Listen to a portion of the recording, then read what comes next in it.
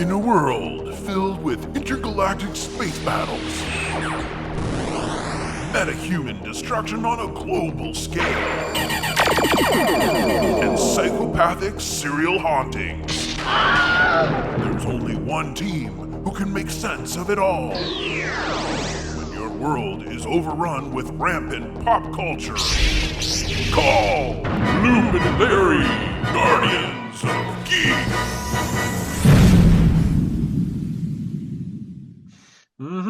Yep, it's a new year and a new explosion. Well, it's actually the same old explosion. It's just a new year. Yeah, exactly. Time moves on, and we're a part of it. So, hey, everybody, I'm Loop.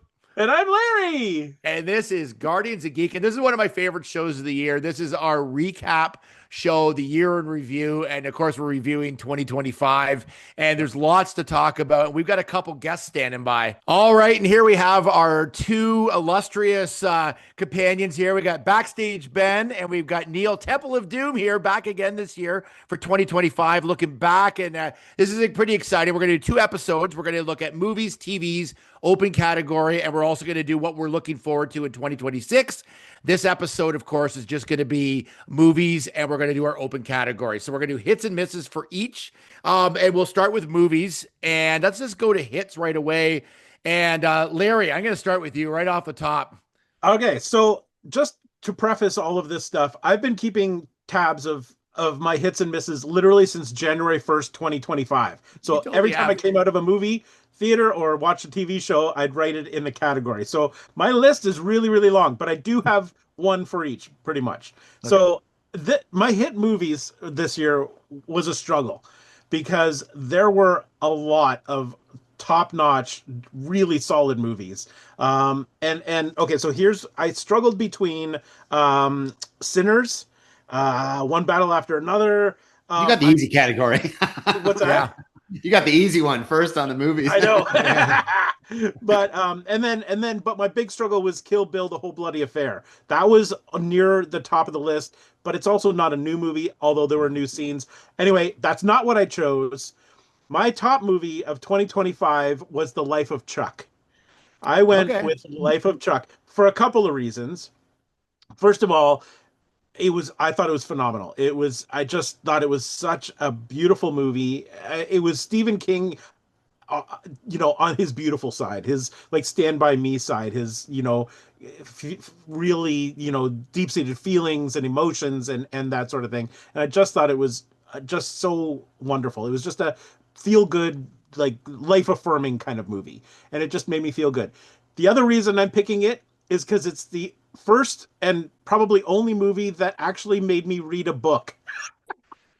Because after it was finished, I actually ordered the book and read it from start to finish. So the book was like pamphlet size too. It's very small. It's like 25 pages long. But still, it was a book and it was hardcover and I read it from start to finish. So I felt like this movie had to be my top pick in order for me to actually pick up a book and read it start to finish. So there you go. Life of Chuck, #1 for me. I really liked this movie. I thought it was great, but then I was surprised at the split in like how people either loved it or hated it. Yeah. After this, I'm like, what? I thought this movie was actually like quite good, but people really had a split on it. But I thought it was an excellent movie, top to bottom. I thought it was quite fun. I thought so. I would argue at worst it's just schmaltzy, which maybe people weren't necessarily expecting, but because I loved it too. Like it is. Yeah. I mean, there's really nothing wrong with a little bit of schmaltz every now and then. Like it's and maybe because it was Stephen King, people were going in expecting something else. And Mike Flanagan too, right? Yeah. And Mike Flanagan. Yep. But now having read the book, I can tell you it's almost shot for shot. Yeah. Yeah. Oh, I'm very literary over here right now. You can't even say it.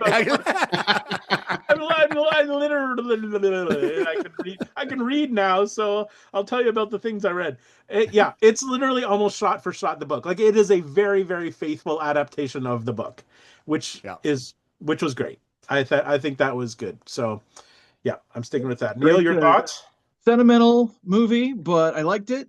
It was a little sappy, but it worked. I think some people struggled with the non-linear storytelling because it kind of goes backwards in a way, right? So But I did think the cast was excellent, especially Mark Hamill, who gave a great supporting performance.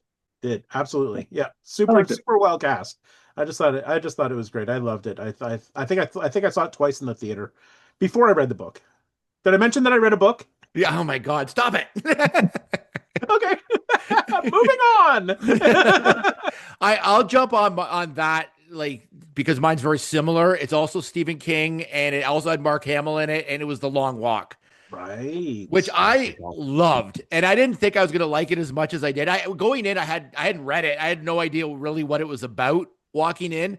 Yep. And it was a long walk into the theater as well. But when I got in there, I just was mesmerized by these characters because you felt like you were with them the entire journey. And the ending seemed a little rushed to me, but other than that, I loved it, like start to finish. And it was a movie that I kept thinking about after I left the theater. Like I kept thinking about everything that happened in it, and I really felt for the characters in it. I thought it was great. Like there's something about it. It wasn't like a horror, I guess, but it was a horrific idea of something that could happen, but I just loved it. We got two Stephen Kings already here. Wow, this is the year of the Stephen King for sure. I don't want to one up Larry or anything like that, but I've also read The Long Walk. I've got the like banned Bachman books, in a series. It's good, and it's very similar too, where they're very faithful to the story. And I mean, obviously, there's a lot of liberties, and especially in that one, like I agree, The Life of Chuck was very much like it was written. Liberties taken in The Long Walk, but it was one of those, the idea has been kind of done, not exactly in that style before, but they've taken that sort of idea, and I'm shocked it's taken this long for them to make this movie in particular. But they did a fantastic job too. Best movie about people pooping in the street since Bridesmaids. No, I liked it too. I thought it was pretty good. Yeah. I think we can determine that Stephen King stories that are not overtly horror translate pretty well to film. Like he's got a pretty solid track record for his film adaptations of stories that are not outright horror. Yeah. And absolutely. We mentioned two already right off the top. Yeah. All right, Ben. Well, I'd love to take either Sinners or One Battle After Another. Those two movies blew me away, and with high expectations too. I was excited to see both of them. The hype over both of them was unbelievable. It took me a lot longer to see Sinners than I'd like to admit, after a lot of people telling me I really have to see it.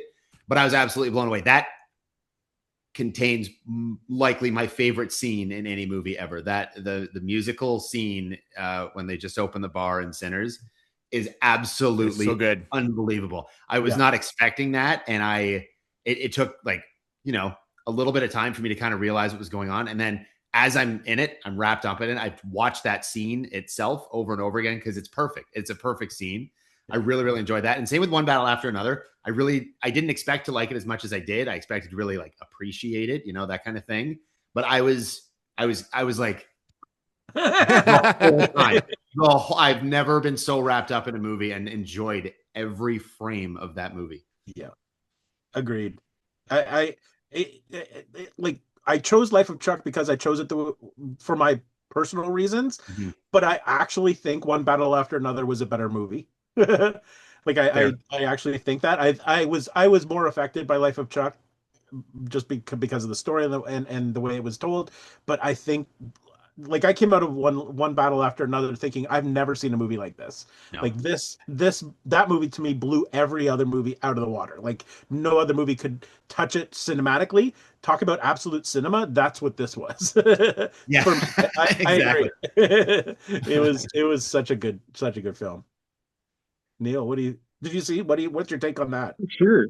I saw almost every movie last year. Yeah, you saw a lot last year. I saw so many movies. Yeah. Too many movies that it's practically it's impossible for me to decide what my actual number one is because One Battle, Sinners, and so many others. The one that the John Candy documentary, I Like Me. Yes, that was so good. That was a tearjerker. I'm looking at my notes to remind myself like there's too many movies. So I just saw Marty Supreme. Actually, I just saw that movie, and that was fantastic. But the movie I'm going to pick is Weapons, just to pick something different. Yeah. Because I'll tell you, I think it's Zach Cregger was the director of this. Yeah, and it was fascinating to watch this movie. There was one part at the very end. Have you guys all seen Weapons? Yep. Yes. You've all seen it? Okay. I thought that Brolin's character turned pretty quick near the end, but otherwise, I thought the film was really, really good. Amy Madigan deserves Best Supporting Actress, like just for sure, nomination anyway. Yeah. And it just kept and she just making you won think. the Critics' Choice. She just won Critics' Choice Yeah, for Best Supporting Actress. Yeah. yeah, Yep. she's got a good shot at the Oscar for sure. Yep. I just thought that the film did a great job, not only visually, but also with just making you wonder, like, what's going on here? You know, like you're more intrigued and made you want to watch more and more and more. And Life of Chuck was kind of that way too, but a lot of movies were like that this year. But this one really stood out to me, you know, as a pure like horror thriller. You don't really know what's happening until Aunt Gladys shows up. Then you find out. And just the things that they do were different. It really stood out from your average horror film when it gets into all the like voodoo mind control stuff. And yeah, it was creepy, but also kind of beautiful at the same time. And that ending, right? I mean, people in the theater were laughing as the chase was happening, and you know what I mean, at the end of the film. Just everyone was like laughing their heads off, and I thought that was just a wonderful moment. Just everybody in the theater just enjoying this wackadoo horror movie that was very well written, very well acted as well. So I really enjoyed Weapons. As far as the ending goes, it's brave to take such a big turn in tone and like shift it like that, but it works so well in that movie. And same, everybody was so on board. I know that you see some people online, the keyboard critics, that are saying it was dumb at the end, but I think it was perfect. Like it was great. It was just, you know, off the wall enough to fit into most of the things that he's done. Keeping in mind that Zach Cregger also has a comedy background. Like he was part of a comedy troupe to begin with. Oh, I didn't know. Yeah, he's I think he's the Whitest Kids You Know. I think he was part of the Whitest Kids You Know was the comedy troupe. Okay. And he's got that tone. He's got that great tone. Obviously, with Barbarian, we know he can do horror really, really well. Yes. But then to take such a big shift, and that's, like I said, like that's taking a big risk for your entire movie to end on a note like that, but it worked out perfectly.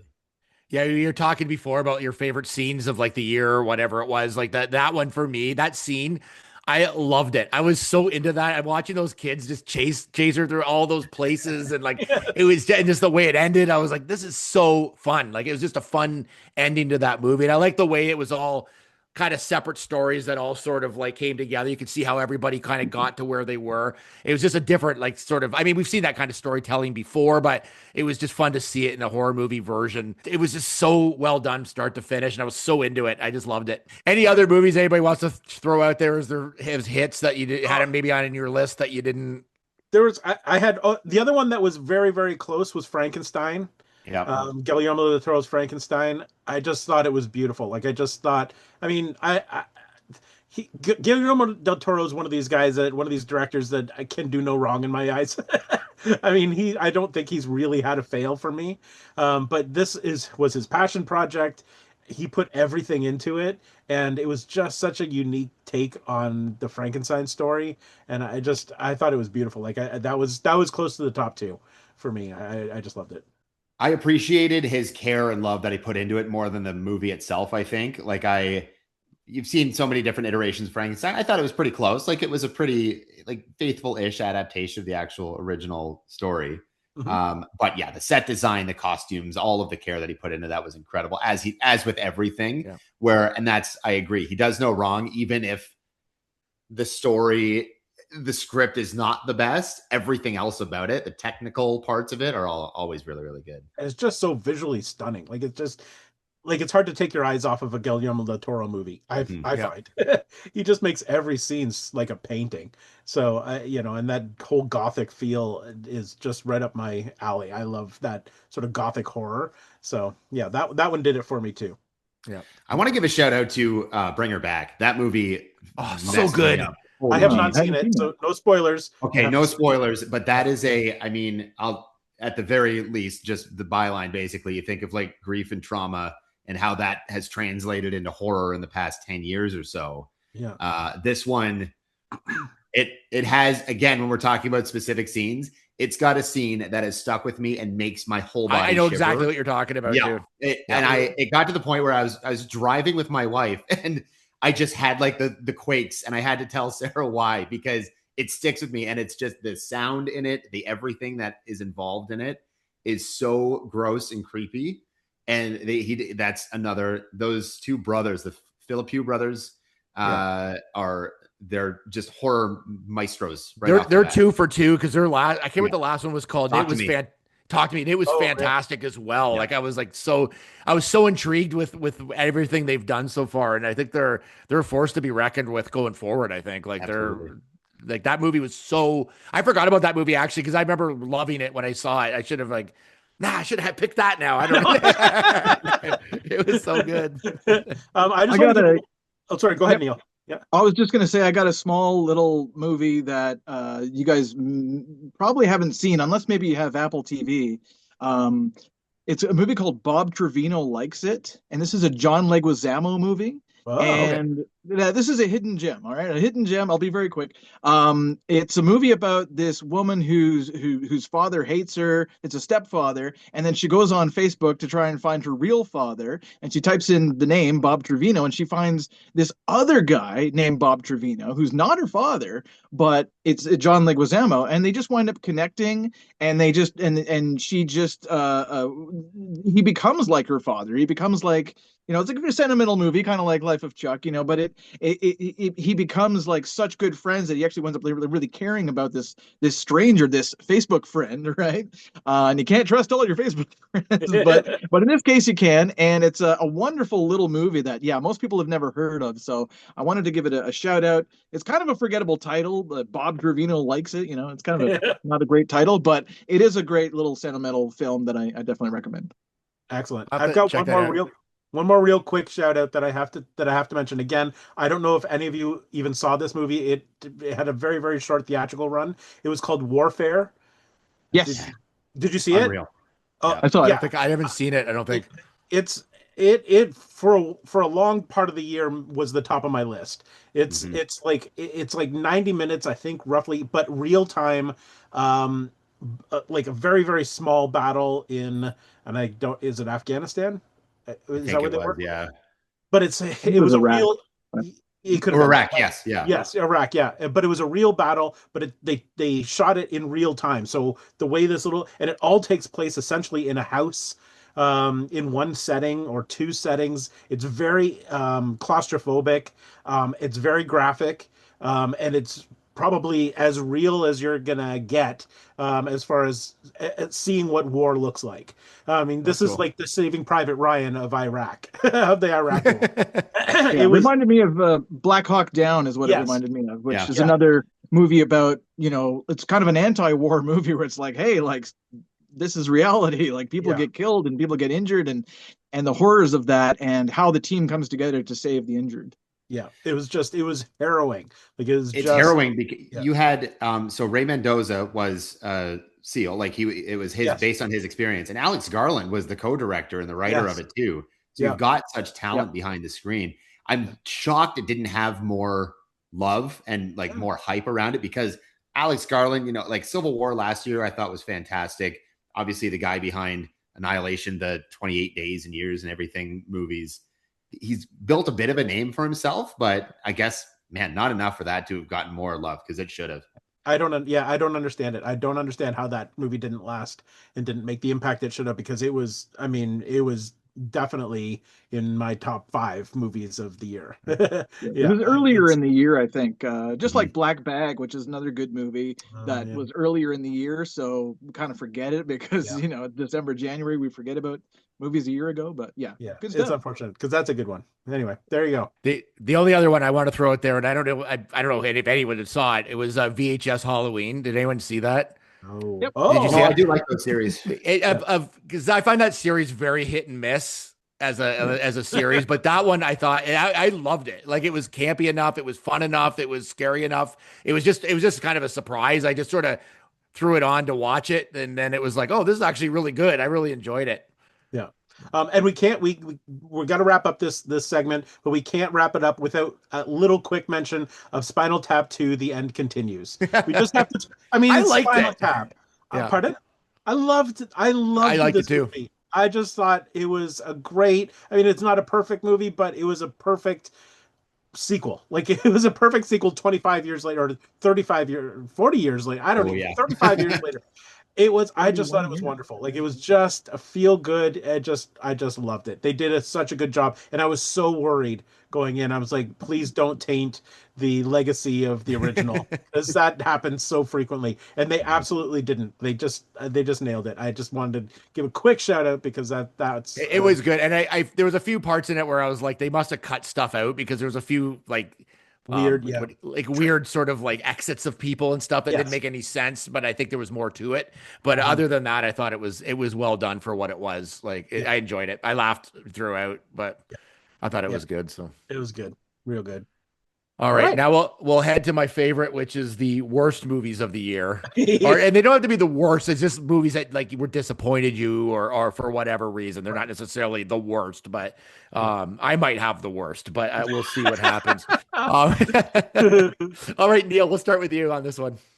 Somebody's gonna say Snow White, but that was just a bad idea in the first place.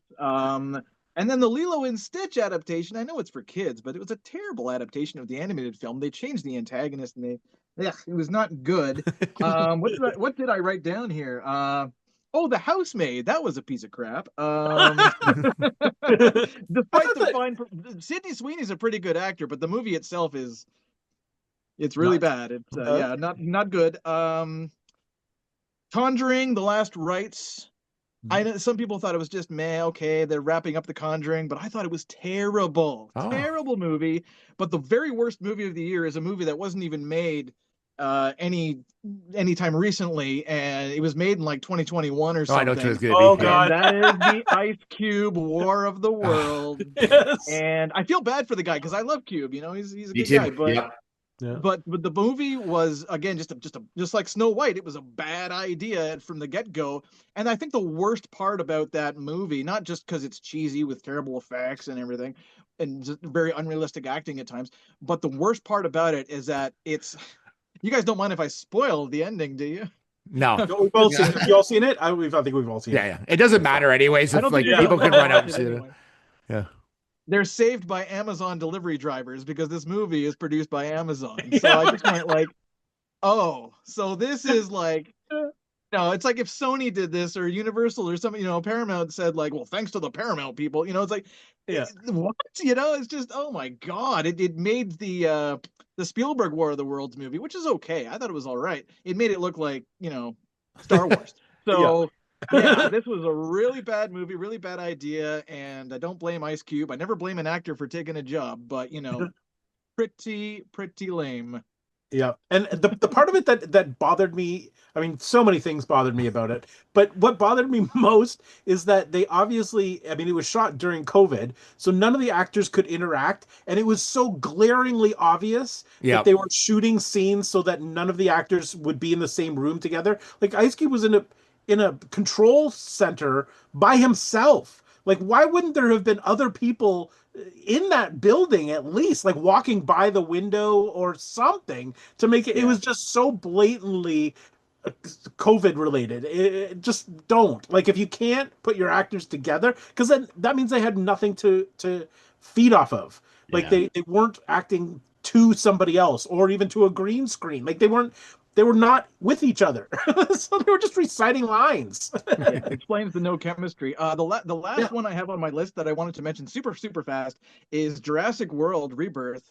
This was the best of the Jurassic World movies, in my opinion. This is the best of the 4, and yet it has the worst lapses in logic of any movie I saw this year. Where the T-Rex is like, oh, there they are. I'll just move really slowly. It's like, that family was dead. There's no way. Nothing has made me angrier in the Jurassic Park and World franchise as the D-Rex. I was just talking about it earlier with my kids. That was the dumbest. It's not a dinosaur. It's not even close to anything. It's just, it looks like a kid's drawing that they killed with CGI. Yeah, it made me like unreasonably angry as a kid who, like, Jurassic Park lover since a child, find something to enjoy in all of the movies. And there were some things to enjoy in this one. But that D-Rex, I came out mad. That's not the good. bad rank one. All right, I'm done. All right. All right, Ben. I've got two that haven't been covered yet. I'm gonna give one quickly to Happy Gilmore 2, and it's the reason I haven't seen Spinal Tap 2 is because it was just such a disappointment of just cameo fest, right? Like there was not the nods, the funniest parts of the movie, and I've said this before about other, especially Netflix sequels. The funniest parts of the movies are just when they are showing the original movies, like flashback and all that sort of thing. Yeah. I didn't find it all that like I really wanted to like it. My son loved it, but he didn't grow up with the original Happy Gilmore. I didn't find any of the charm. It just felt like how many celebrities and like pseudo influencer celebrities can we shove into the frame all at once? Yeah. And I didn't love it. I found that too distracting to make it actually a coherent movie. But as far as like movies go, that was a disappointment for me. And again, this is not like a huge one. It was an Apple TV movie, but it was Spike Lee and Denzel Washington doing Highest to Lowest, which it's an American adaptation of an old Kurosawa movie, High to Low. And I had seen that movie years ago, love that movie. It's a great, just the difference between the ultra wealthy and those living basically in the ghetto and that kind of thing. So who better to take it from Japan in the 40s and 50s to modern day New York City than Spike Lee? I thought it would be fantastic. You got Denzel Washington, but it just didn't work. Like there was so many parts of it that I didn't enjoy. The Spike Lee isms that are in everything, getting a little tired. But the worst part was the score. The score, which is not normally something I really note in a movie, was so distractingly weird and bad that it was like, sometimes it's like over the top soap opera piano that's kind of drowning out the dialogue between two characters. Usually the soundtrack is great in the Spike Lee movie, and some of the songs are great. It was like really hip hop heavy because that's a big part of the movie. But then you've got this score of like this guy just hammering on a piano. The strangest, like it's a bit of an experiment to watch it, but I was so disappointed after having seen that one. Okay, well, I've not heard of this one, and I will avoid even looking it up. I've seen almost every Spike Lee movie. And I forgot that came out. Yeah. Yeah, like it's crazy that there's a Spike Lee, Denzel Washington movie that's been made that people haven't heard of. People that are giant geeks that haven't heard of it. Yeah. Wow. I think I owned almost every Spike Lee movie, and I forgot. And you remember they were making it, but I forgot it even came out. Super disappointing. Wow. Okay. All right. I'll go next. Okay. I know you probably think I'm going to say Avatar 3, which was very high on my list. It was almost made it. God, I can't believe in no world does that need to be 3 hours and 17 minutes. Like, I'm sorry, but it's like, it was so terrible. But anyways, it was like, I'll give it a few extra points because it looked beautiful. Other than that, I thought the story was like, I felt like I'd seen the whole movie, but that's not my pick. I could rant on Avatar for a while, but we'll do that in another episode. Yeah, that's a whole other episode. The one I picked was Strangers Chapter 2. Oh, has anyone seen this? No. No. Yeah. No. Did you see it, Ben? Yeah, I have. Yeah. So the first, I don't know if it needed to be remade in the first place. Generally, the first one was okay. The second one is basically the three killers. I don't know if you've ever seen the original Strangers. Like I think with Liv Tyler. The original is fantastic. Yeah, the original is really good. Horror movie. And it's just basically her running from these three people through the first one, the second one, and I'm sure the third one will be the same. Like, and it's just like, it just gets tiring. Like every time, like she thinks she's okay, an axe would go through the wall or whatever it is. And at one point they sent a wild boar after her, like this giant wild boar, which was CGI'd so terribly. I was laughing out loud because I'm like, this isn't even like, this is so terrible. It is like, it is the worst. Like, and then now there's a third one. I think it comes out. I think they're just burning it off this year to get it done and over with. Because I don't think the second one did very well. So we'll see what happens. But it was such a waste of a decent concept. But and of course, because there's a trilogy, I have to watch them all because it's just born into me. Like I have to finish everything I start. So I watched it, but I thought maybe this will be okay. They'll take some interesting turns. Nope, just her running basically for the whole movie. So that's it. I'll take that one off my list then. Yeah. All right. Okay, and you're up. Okay. Gary? So up until a month ago, I had a movie on my list as my biggest miss. Not that it's the worst movie of the year, but it's the biggest miss for me. And I debated putting it out there because I feel like I'm going to be ousted from this group when I say it. But I'm going to say it anyway. It was The Naked Gun. It was the Naked Gun remake was the biggest miss for me this year.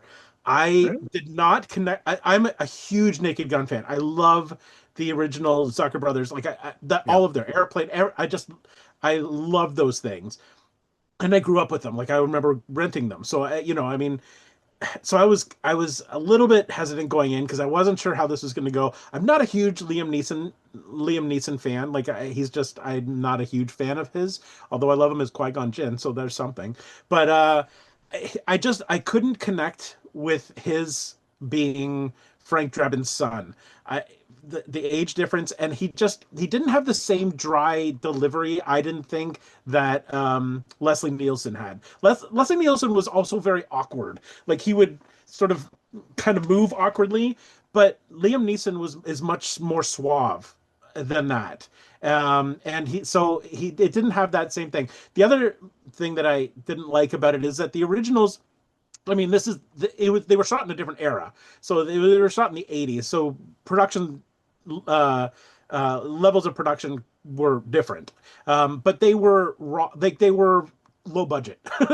And they looked kind of low budget. I mean, the sets looked like sets. And to me, that's what's endearing about them now is that they look so like they look of their time, and they didn't try, like having the opening scene with the light on the police car going through the car wash, the perspective changes, the sizing changes. It doesn't, like, they didn't care about any of that. It was just a gag.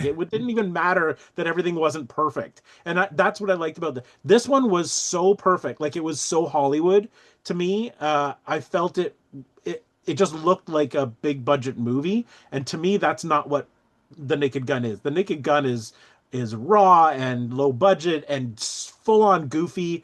You don't need high production values for that franchise, and it just didn't sit well with me. I also didn't find the jokes all that a lot of the jokes didn't land with me, and I also was really annoyed that they didn't give Priscilla Presley like more than like 30 seconds of screen time. Like she's the only one left.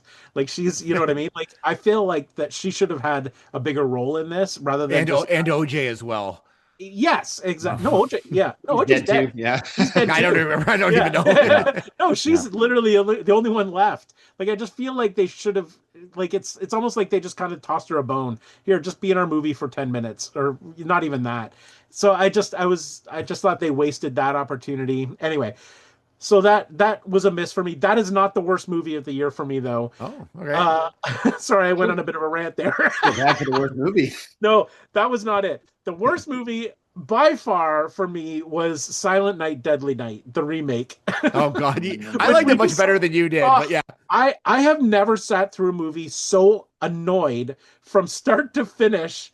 I was just like, is this thing over? When is this thing going to be over? I was so annoyed. Have you all seen the original? I know Loop has. You've seen the original. Garbage Day. Yeah, well, that's number two. That's number two. This was based on the first one. Although there was a reference to that in this one. The first movie I really liked it. I thought it was a great, like deep look into trauma, into childhood trauma, and how that can lead to, problems as an adult. And there were lots of setups for childhood trauma in the original. The kid went to an orphanage that was run by a sadistic mother superior who created just this horrible hellscape of a world for him, and nobody would believe his stories. Anyway, they did a really good job of creating this monster as a child. They skipped all of that in the new movie. So you had he just was like, oh, and one day he went from his parents being killed, next scene he's an adult killing people. I'm like, that's not what this franchise is. It's all about childhood trauma. You cut out the childhood, and that's not just rename it. Give it another name, and make a different story. Plus there was all this supernatural garbage that was going on in this new remake that wasn't in the original. I'm just like, this was, I was so mad. Yeah, I was just ready to leave that. Fortunately, when Loop and I went to see that, about 40 minutes after we watched that movie, I had tickets to go see The Shining in IMAX literally 40 minutes later, so I could cleanse my palate of that garbage so I could go watch a real horror movie. Yeah, else I would have just gone home and just been upset for days. I liked it better than you did. I thought it Yes. was like okay. Like I didn't like I had to put aside that it's not the same movie as the first one, which it really shouldn't be. But the once I accepted the supernatural part, I was like, okay, I see what they're kind of doing here. It's got a little bit Terrifier-ish, like with the supernatural stuff. But the I gotta go back to Naked Gun for a second. Circle back to Naked Gun. I thought it was I laughed through Naked Gun. I didn't think it was as funny as the original Naked Gun, but I thought they did a good job with it. Like I thought it was pretty solid, like as a movie. I like to see what they do going forward. But I thought there wasn't enough jokes in it, like because the old ones had like everything was a sight gag in the background. Yes. They didn't do enough of that. I thought in this one. But I wouldn't call it the worst movie. I thought I gave it like if I had to give it a 5, I'd give it like a 3 or something. But I agree with that, and the reason being because it's an Akiva Schaffer movie, so he's part of the Lonely Island. It's got much more of a Lonely Island sensibility. And you think of like Pop Star, if you ever saw that one with Andy Samberg. Yeah. It felt more like those movies, which I also find hilarious. So for me, it was a good blend of the two, where it's got, it's got not just because of the references, but it's got that silly humor of the original trilogy. But then it also has what Akiva has done with the Lonely Island and that kind of goofiness. I did like it. Again, I would say slightly disappointed that it wasn't the best comedy of the year. Although the Critics' Choice Awards, I think it was the best comedy of the year. Really? It won. It won. Yeah. Did it really? All the highbrow things got thrown out and Naked Gun won. Wow. Okay, I didn't know that. All right. There you go. Spirit. Cross the Critics' Choice Awards off my list. Yeah, you're right, Neil. It was done in the spirit for sure of that movie, of the old movie. It was trying to pay homage, I think, a lot, and it knew that it was going to be lesser than our memory remembers of the original Naked Gun trilogy and Police Squad and all that, all that great Abrams and Zucker stuff, right? But I thought they did it. I thought they did it justice. Some jokes didn't land, but a lot of it did. I did like it. I thought it was pretty cool. Produced by Seth MacFarlane, of course, who is responsible for turning Liam Neeson into a comedy actor over the years, in a couple of movies. But yeah, no, I liked it. A lot of people were laughing in the theater when I saw it. Yeah. And that was the case with when I was watching it too. Other people were laughing, and I was sitting there like grumpy old man. Like, where's my original? Who hurt you? Like David Zucker. Didn't David Zucker come out and say he thought it was crap too? He wouldn't even watch it. Yeah. I don't know. I thought it was fine. I thought it was like I was entertained during it. I laughed during it, but I kind of see what you're saying, but I find that with any sequel, like even like let's take a Spinal Tap, like you're never going to capture that magic because that was the first time you had ever seen it. So, and so there was a magic to it that you'll never recapture it in a sequel. But I thought they did a pretty good job, and I think people that hadn't seen the first ones or had the connection the first ones would probably find it even funnier and probably thought this was like such a great idea. And so I'm hoping it's like it did well. So I'm hopefully there's going to be other sequels to it, and we're going to strap you down and make you watch them at the same time. Yeah, I mean, I will watch, and I will, if there's another sequel, I will watch it. And you're right. Like if people didn't grow up with the originals, I'm sure it would have been hysterical. Like I'm sure it would have been really funny. I just have such a connection to the originals that to me it was like, why did if they couldn't match that, why did you make it? Do you know what I mean? That's what I was worried about with Spinal Tap. I was like, do you really need to do this? Because if you mess this up, it's going to taint the original. But they nailed it. Like they actually got it right. They knew what made the original funny, and they played off their age, and they did a really good job. So it's possible to do a sequel, or because this was essentially a sequel because he's Frank Drebin's son. So this was a sequel. It's possible to do a sequel of a movie that came out 35 years ago and make it really good, and give a reason for it. This one, I don't know. Now that this one won the Critics' Choice Award, I'm hoping that they're going to greenlight more comedies, because I know Ben was alluding to this, but like there's just not enough comedies. Comedies have dropped off the map as a pure sort of comedy. Like there's just none anymore. Like they don't make them anymore, and it's like I don't know if they just don't feel like they're profitable. I don't. They're relegated to Netflix and Amazon. Like they'll make their own, and they're terrible, right? Like they're just and this will come further down in the show, but the idea of like just let's make a bunch of jokes, put it on screen as content is not the same as a theatrical comedy release.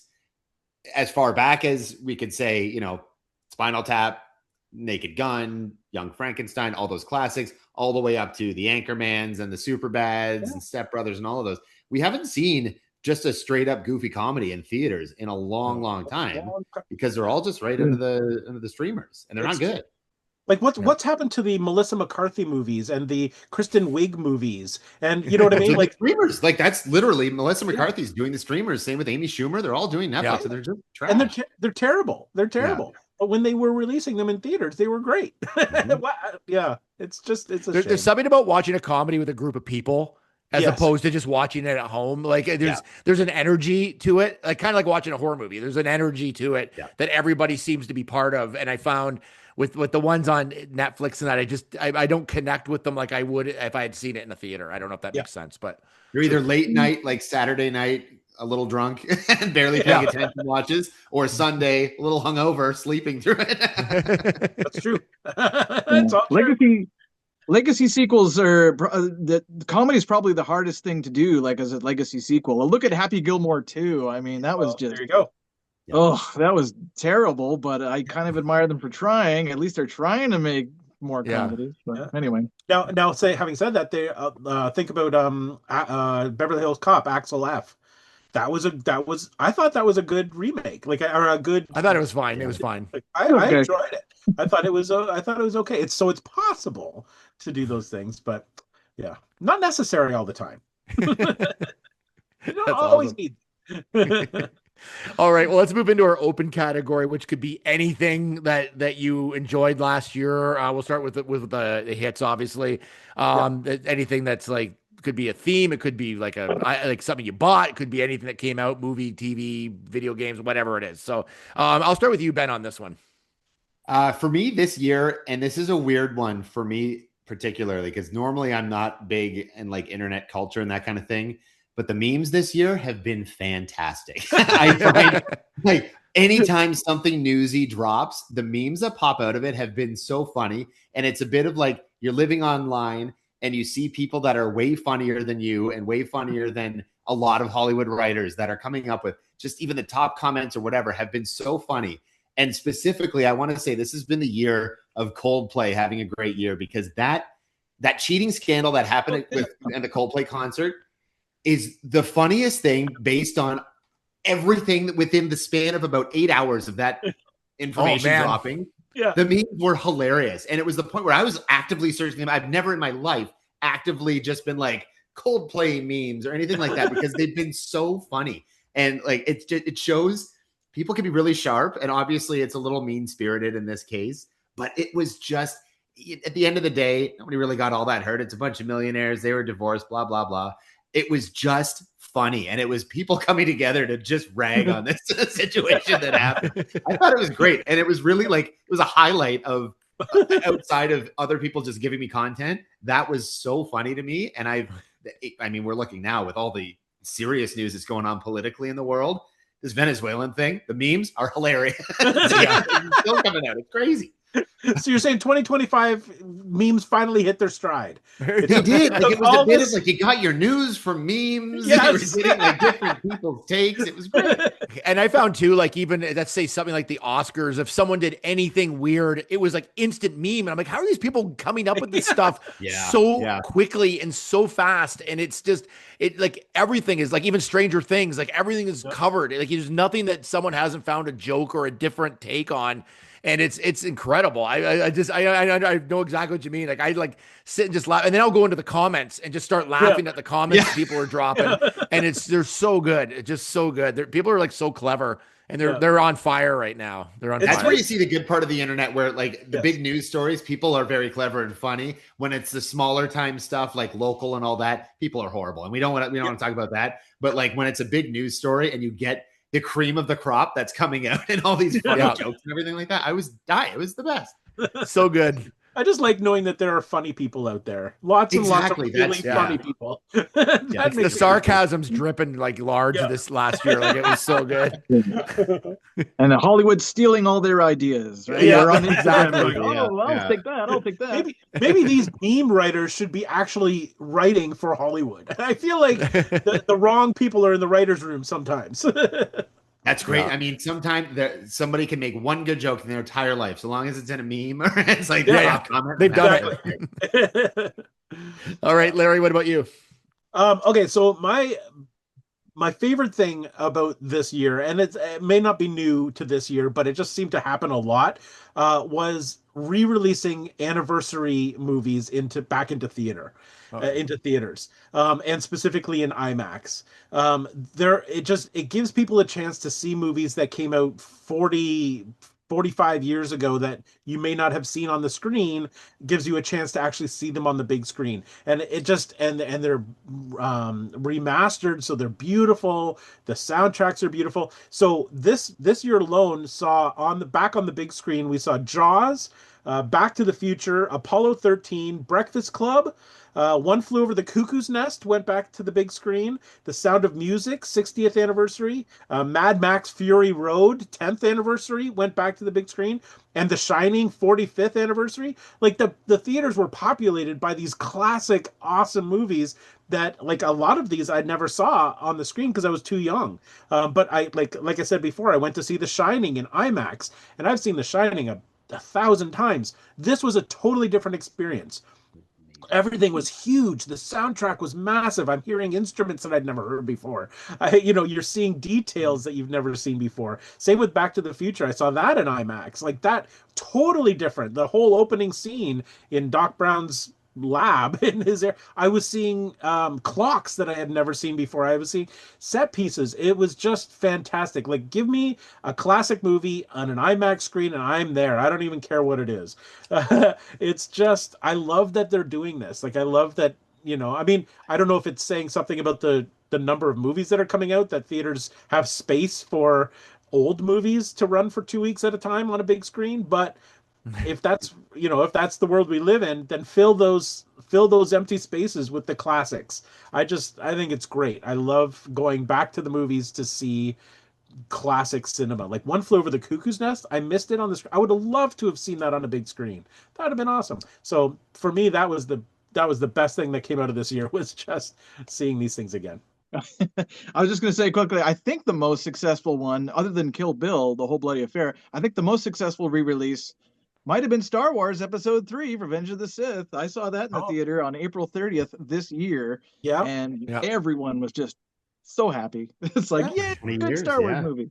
Anyway. Exactly. And it's just, you get fandom together. Like, these people are already fans of these movies for the most part. I mean, some people may be seeing them for the first time, but you're in a room with Star Wars fans. You're in a room with, people who love Jaws, and everybody's cheering, and everybody, it's just, you're with your people.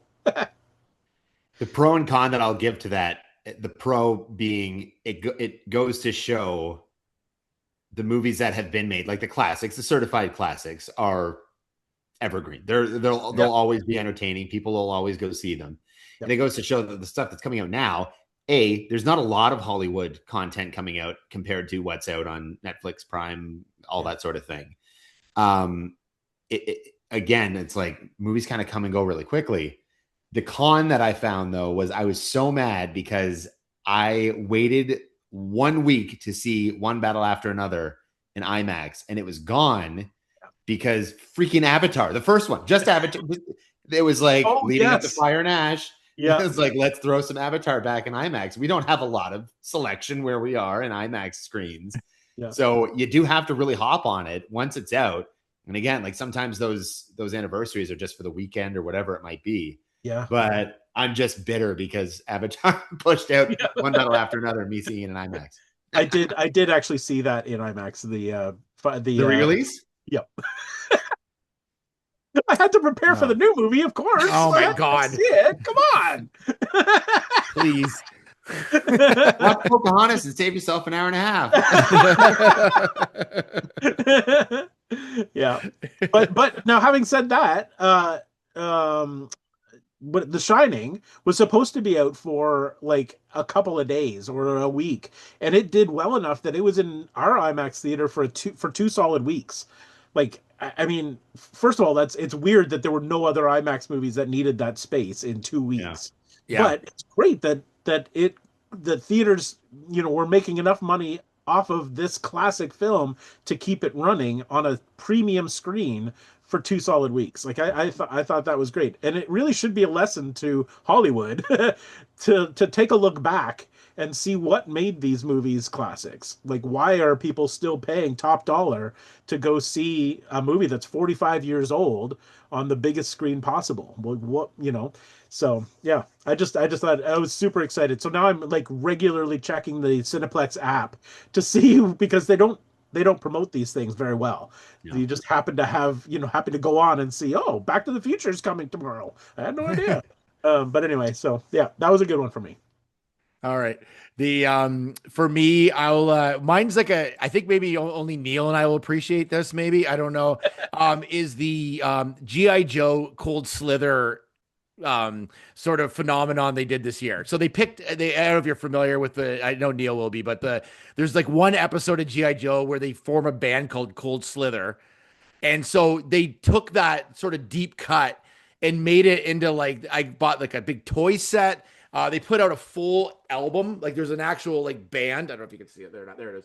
There's an actual band. Like there's like a ton of tracks on here, and they dress like the characters from G.I. Joe, and they perform at Comic-Cons and stuff.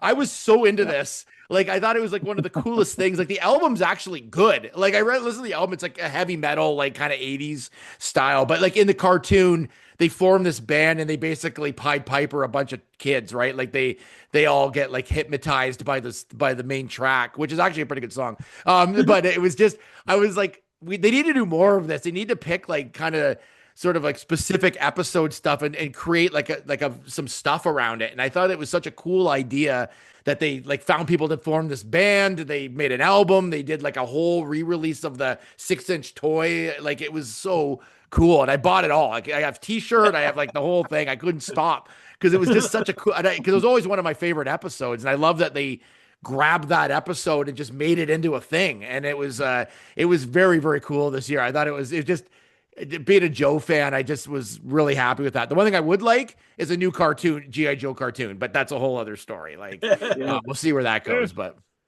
that was mine. So only Neil would probably really appreciate it more than anyone. I think we've unlocked something here. Yeah. I think that, Larry, what you're saying about re-releases and going back 45, 60 years, Loop talking about one specific episode of G.I. Joe where they make a band, because that's very important when you're a soldier. You gotta have a band. Well, these were the bad guys. These were the bad guys. Okay. But it all boiled down to literally the four of us talking and having the money to spend on this sort of stuff. I unlocked this with Lego recently. Like, Lego is just, as I've grown up, Lego's decided, let's just go back to the 80s and 90s with everything. I got the Game Boy for Christmas and built that over a day. It's so much fun, but it's because we just have a bit of cash to spend on our own childhoods at this point. So that's why all of this stuff is becoming so popular and taking up so much of movie theaters, TV, streaming, all of this sort of things, because here we are talking about it. Yeah. I mean, we happen to be of that generation where toys were prevalent and pop culture just exploded, but we didn't have disposable income back then. But we still love it. Like, that's, and as we age, we become more nostalgic, right? Like, that's sort of the way people go. You get older, you look back at the things that you loved, and now, like you said, now we've got disposable income, and marketers know that. So we just happen to be the perfect generation for them to re-release all this stuff, because they know we're nostalgic now, because we're at that age and we have some money, so we can. It was the long con 40 years ago when they started making all these toy lines. And everything. Long con, now we can buy it all. That's exactly it. If we just wait 40 years, we're gonna clean it. Buy back your childhood. Yes, that's literally it. Just keep bringing it out. I'll keep buying it. I don't really care. Yeah. I'm on it. Like, so, Neil, what about you? What's your thing of the year? Well, I have another movie theater trend. At least I think it's a trend. It might just be a once in a while thing that some movies have done this year. I don't know if you guys have experienced a movie in what they call Screen X, which is 3 projections at certain points in the movie. So you get the main projection, right, of course, the whole time, but then the left and the right will kick in for certain scenes, like action scenes Oh, and stuff like that. I saw one good movie in that way, and that was F1 with Brad Pitt. And I thought that it was amazing. Like the movie was okay. I thought the movie was all right story wise, but the direction and the action and the way that they shot the racing itself was amazing. That's worth the price of admission alone. So as soon as Brad Pitt or the younger guy, the rookie guy, I forget his name, they're competing, on the same team, and as soon as they get behind the wheel and they start the race, that's when the left and right screens activate, and so you see the whole track on these screens as well as wow. this screen. So it's first person, and it's just like, wow, man, like I was blown away by that. I saw one not so good movie the same way, which was Tron Ares. Yeah. Tron Ares wasn't as bad as people will say, but it's not good either. But they did the same thing. They had like red streaks on the side, because Tron Ares is all red streaks, the graphics and everything, the visual effects. So yeah, Screen X I think is I hope it's here to stay for some movies. I mean, just imagine watching a Star Wars movie or something, some big fantastical fantasy like the next Lord of the Rings thing, The Hunt for Gollum, or the next Marvel movie, Avengers Doomsday could do that for certain scenes. I think it would be great. I think it's a great little gimmick that I hope sticks around. Is there actual physical 2 screens on the side? Like I've never seen this before. Yep. Okay, so there's the main triple screen and projection. 2. Okay. Oh wow, that is wild. So does it wrap around you? Like That's is your peripheral vision? Does it cover your peripheral vision so you feel like you're actually surrounded by it? Yeah, you feel like you're in the race car in F1, totally. Or you feel like you're flying that thing that Jared Leto flies in Tron Ares. Because you feel it. Like you feel it on the side. It's so immersive. Like it's such a great way to bring people even more into the picture. So awesome. They've been working on this kind of thing for a while, because I saw Star Trek I think it was Star Trek Beyond on a triple screen. So we're looking again, this is like 10 or 11 years ago. Yeah. And it was the same sort of thing where you're watching the main screen for the vast majority of the movie, but then there are some space fights, whatever it was, where it would expand into the other screens. And it was such a niche, like you got to find a theater that's willing to put 3 screens and having only movies that play in 3, because they were for back in that 10 years ago, it was smaller screens, so it wasn't quite as immersive.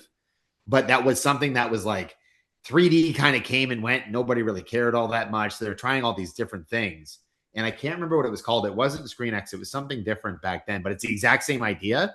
But then again, you also have to get movies that are invested in filming that way and adding that sort of extra layer to it.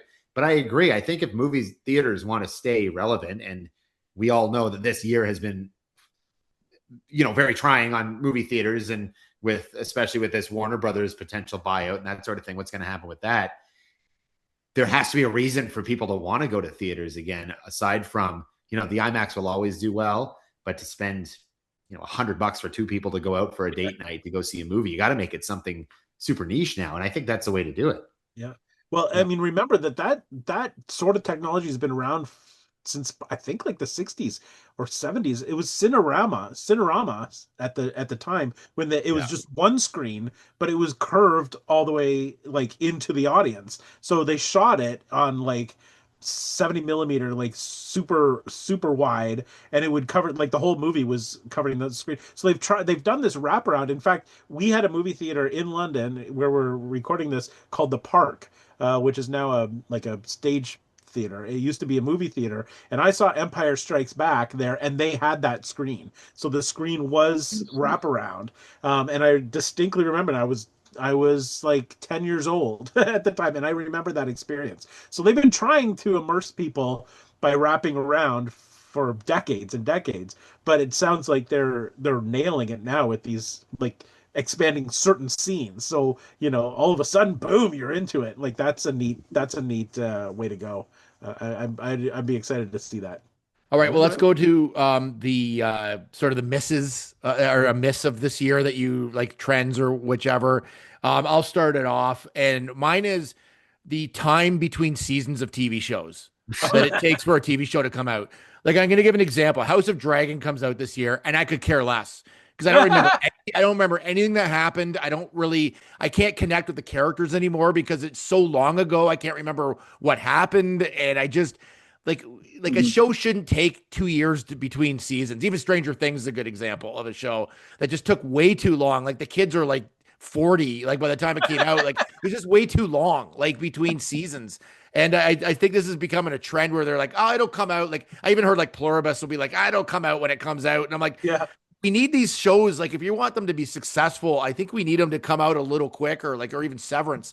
Like, it just, because there's a lot going on plot wise in these, and you forget. But like House of the Dragon is a perfect example. Like, I cannot remember anything that happened, and I don't care anymore. Like, I don't even know if I'll watch the new season. Like, I've lost full interest in it because it's been so long since the last season of it. So I just think they need to, like, if they're going to commit to a series, they got to speed it up a little bit because it's way too long, too long.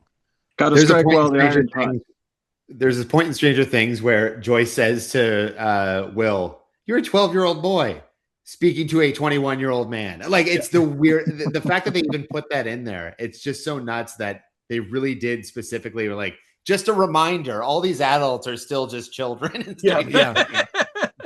Yeah. I mean, there was something to be said for, back in the day when all we had was network television, there was something to be said for a season ended in April or May and started up again in September. So you knew the next season of your show was September, even though shows were, 22 episodes long and they lasted an entire year.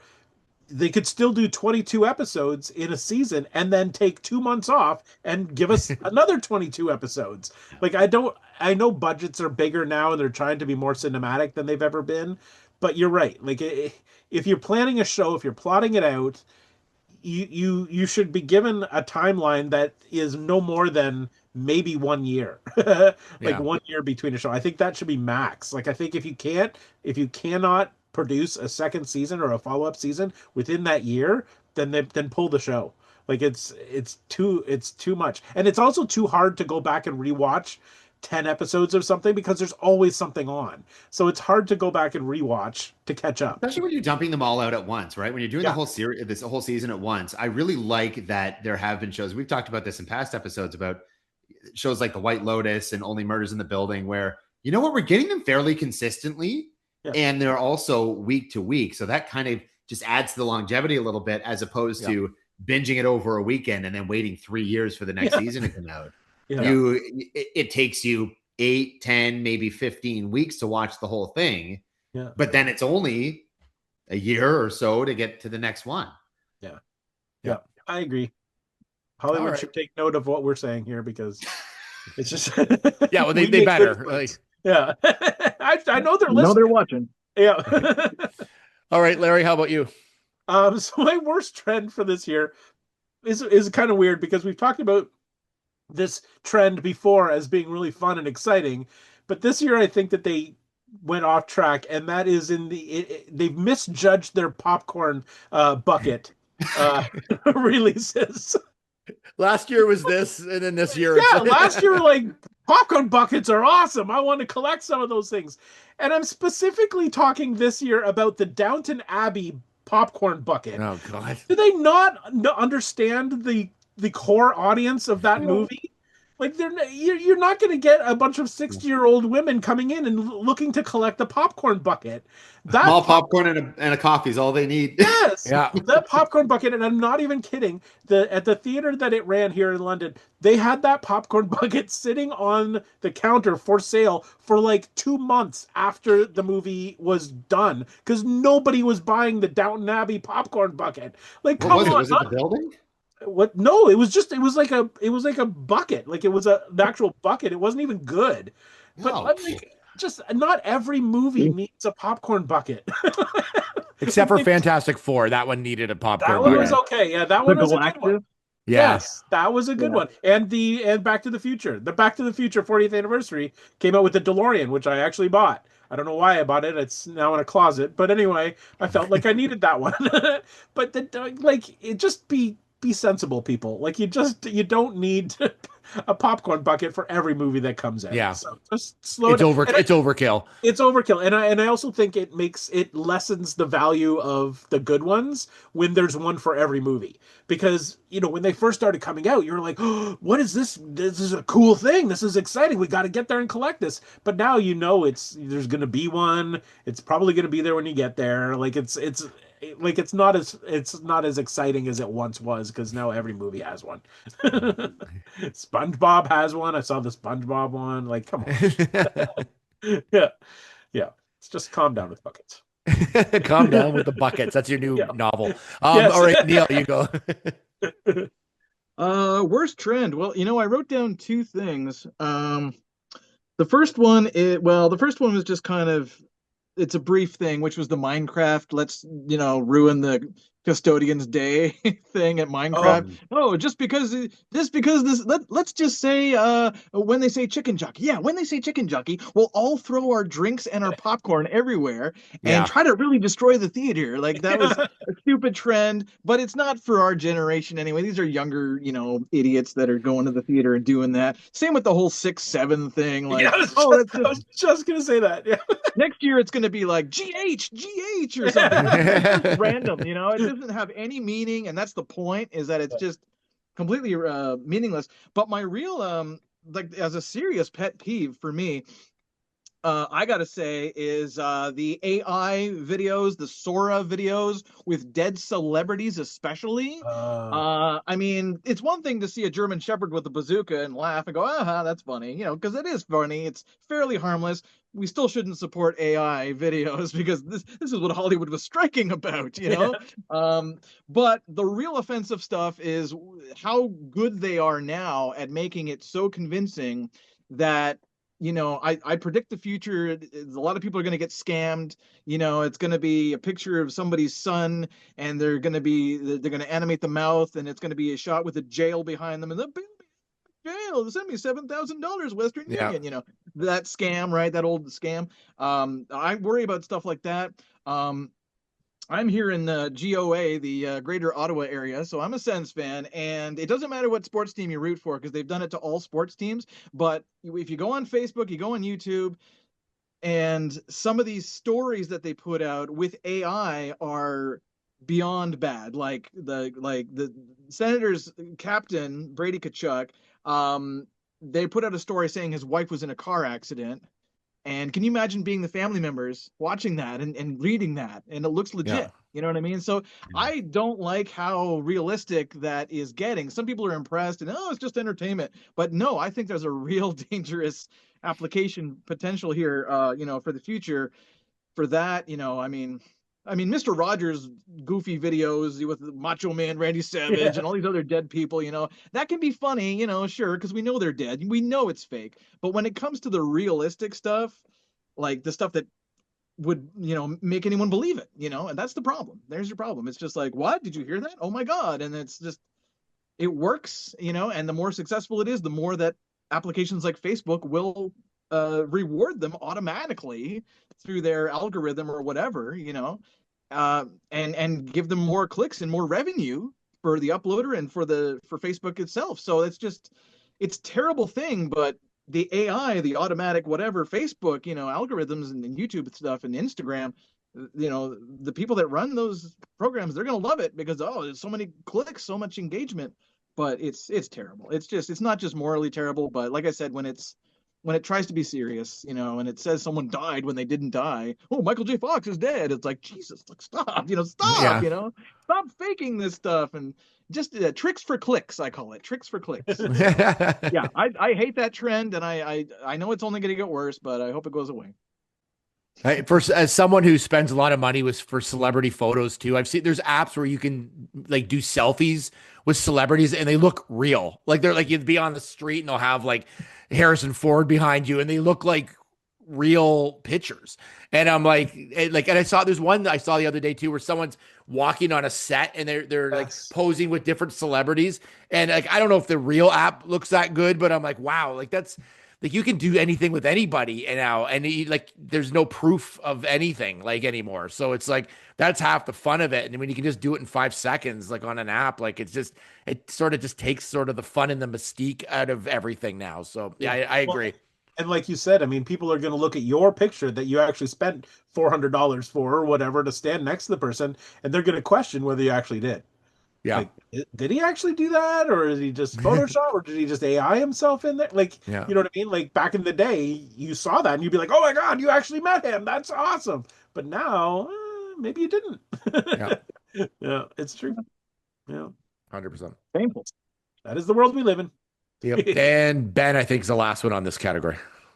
I agree with Neil 100%. That was on my list, was just AI, the trends, and Tilly Norwood, the name of the entirely AI actress. Yes.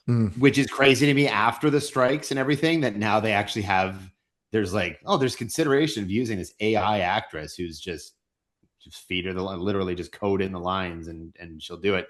There's a TikTok guy, I don't know who it is, but he's like a small-time director that actually does like casting calls, and he'll do interviews with AI actors to see. So he'll ask them questions and their answers are always specifically what he wants to hear. So he'll be like, "Oh, cool. So you know that my favorite movie is what, blah, blah, blah, because I've got that on my Facebook," or whatever it is. So like, it's creepy. It's really, really creepy. And it's the fact that it's even being considered in Hollywood is inevitable, but terrifying at the same time. Like, it's a really tough one.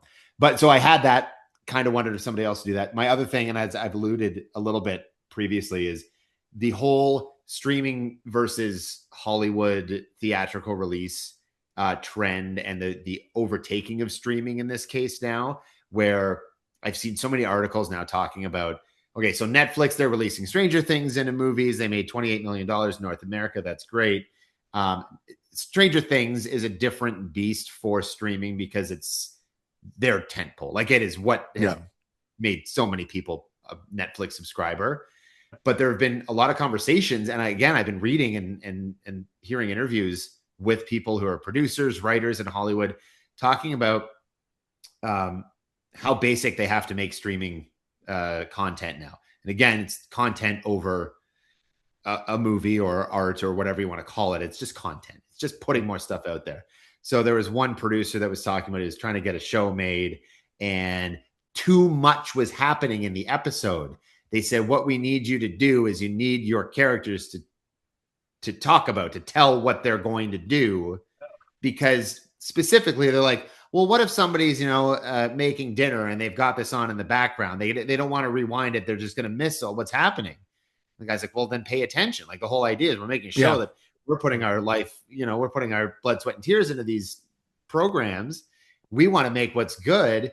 And the executives at Netflix, Amazon, wherever, blah, blah, blah, are saying, no, we put it out, and we don't want people to have to rewind. We want to put out more content. So you literally have to dumb it down enough for people to be not paying attention to have it on.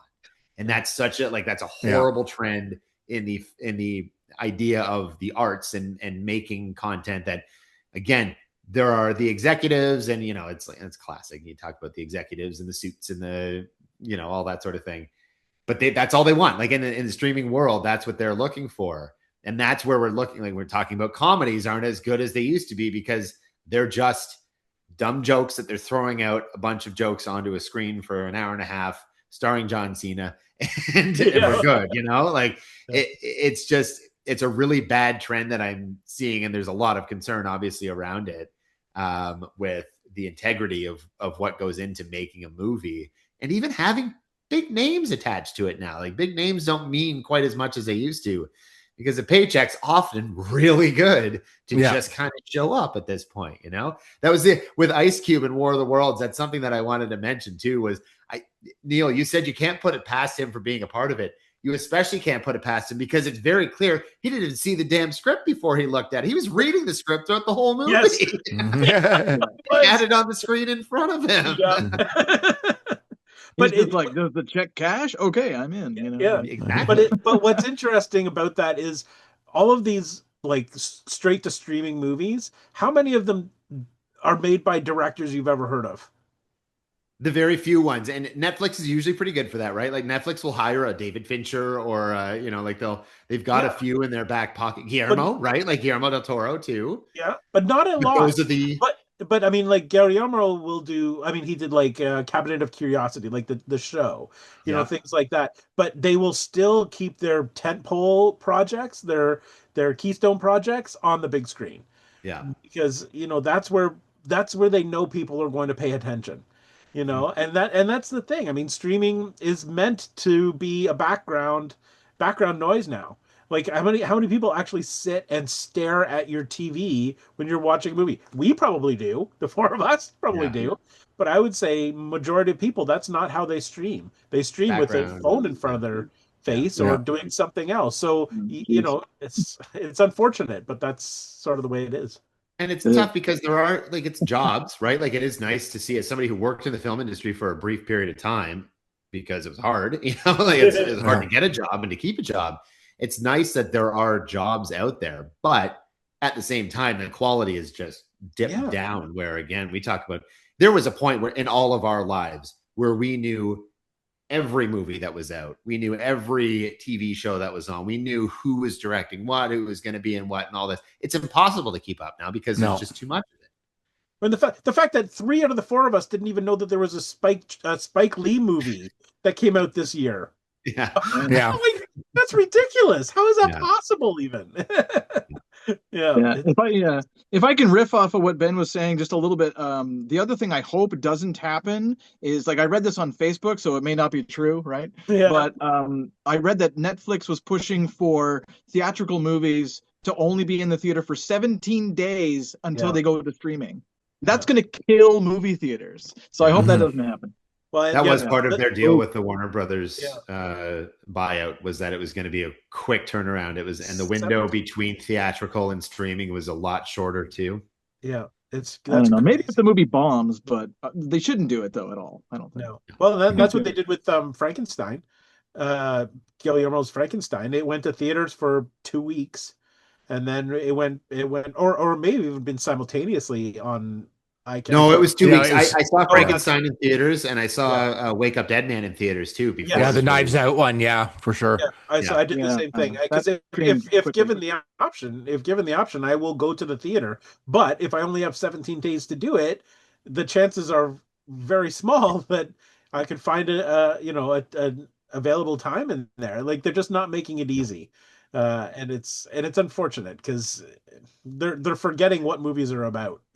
It literally is just content and just cashing a check and getting the eyeballs, and that's it. But yeah, I would not want to be a Spielberg anymore. Or I think that it'd be so hard to have come from the era where everybody went to the theater to now where you'll get a 17-day run and people will forget your movie by the end of the year. I'll be like, why go to the theater when it's just going to be on my TV at home in 2 weeks? Exactly. Right? Yeah. I can hit pause and stuff. So Well, speaking of hitting pause, so that wraps up our part 1. So our part 2 is going to be television and what we're looking forward to in 2026. And I'm assuming you guys are going to stick around because we've got you on the screen here and you can't go anywhere. We've got you trapped. So we'll be back. This is Loop and Larry, Guardians of Geek. Bye-bye.